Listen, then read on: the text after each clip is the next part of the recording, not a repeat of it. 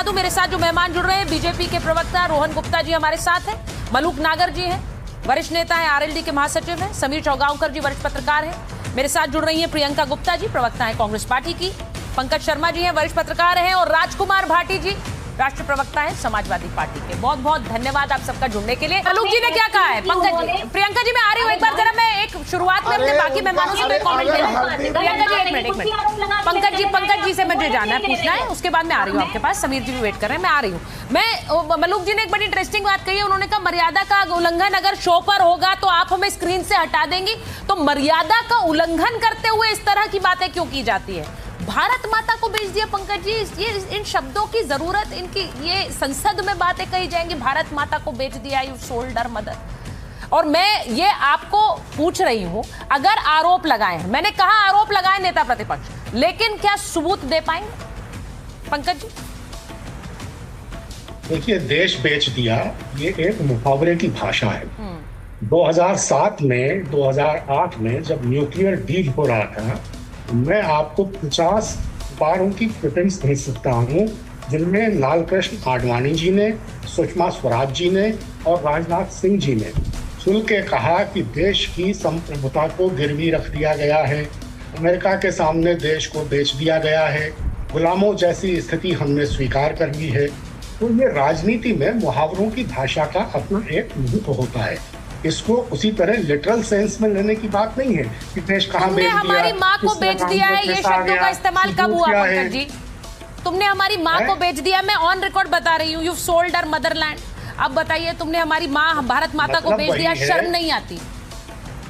मतलब वही है कि देश बेच दिया, यानी भारत माता का आपने सौदा किया। इस तरह की बात आडवाणी जी ने, सुषमा स्वराज जी ने, राजनाथ सिंह जी ने 20 क्लिपिंग्स में आपको भेज सकता हूँ। मुहावरेबाजी की इस भाषा से तिल का ताड़ बनाने की कोई जरूरत नहीं है। अगर लाना है उनके खिलाफ विशेषाधिकार हनन का प्रस्ताव तो जरूर लेके आए। अच्छा, राहुल गांधी को किसी न किसी तरह संसद से बाहर करना तो इस सरकार का लक्ष्य है ही।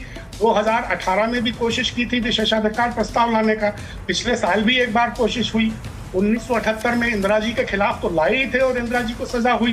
तो ये तो, और पिछले 11 साल से विपक्ष के एक सांसद के खिलाफ चुनकर इस तरह की कार्रवाई करना, 2023 में राहुल गांधी को संसद से बाहर कर ही दिया था ना एक अदालती फैसले के बाद। तो ये तो उनकी योजना में, आप कह रहे हैं राहुल गांधी को संसद से बाहर करना है, इसीलिए ये सारा हंगामा खड़ा किया जा रहा है। अभी पंकज जी बोल रहे थे कि तो व्यंग, अरे व्यंग है, व्यक्तिगत टिप्पणी है। आपने देश को, भारत माता को बेचा। मैं चैलेंज के साथ कहता हूं सुचित्रा जी, किसी भी पार्टी के किसी भी सांसद ने इस प्रकार की अमर्यादित भाषा का प्रयोग संसद में नहीं किया। आप आक्षेप कीजिए, पर इसका मतलब ये नहीं है कि आप अपनी रील बनाने के चक्कर में आक्षेप को इतना बड़ा कर दें कि आप अपनी मर्यादा को पंकज जी, अब उन्होंने आप पर आरोप लगा दिया, आप सिद्ध कर पाएंगे? वो कह रहे हैं सिद्ध कर पाएंगे कि भारत माता को बेच दिया वाला आरोप किसी ने शब्दों का इस्तेमाल नहीं किया। कहा हो कि प्रधानमंत्री ने भारत माता को बेच दिया। मैं चैलेंज के साथ कहता हूँ, कहा कि ये मुहावरे की भाषा है। ये मुहावरा कैसे हुआ पंकज जी? 2008 में ये मुहावरा भारत माता को आपने बेचा, ये मुहावरा कैसे हुआ पंकज जी? ऐसे 20 बयान। आप तो विद्वान व्यक्ति है पंकज जी, हर अनडिफेंडेबल चीज को आपको डिफेंड नहीं करना चाहिए। आप तो विद्वान व्यक्ति है, जानकार व्यक्ति है, तभी तो स्वीकार करिए। आप ये मुहावरा नहीं था पंकज जी, आप भी मन से जानते हैं कि आप इस बात को स्वीकार नहीं करेंगे। भारत माता को बेचना मुझे नहीं लगता कि मुहावरा था पंकज जी। ये मुहावरा नहीं हो सकता है कि प्रधानमंत्री ने भारत माता को बेच दिया। ये मुहावरा कहां से हुआ?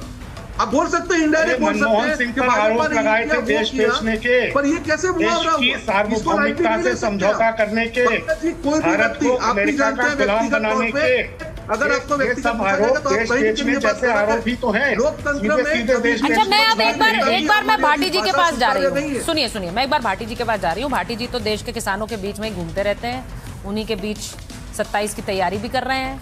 तो भाटी जी जरा बताइए, ये जो आरोप लगाया जा रहा है बार बार कि किसानों का हित बेच दिया, मुझे जरा दर्शकों को बताइए ये कैसे बेच दिया?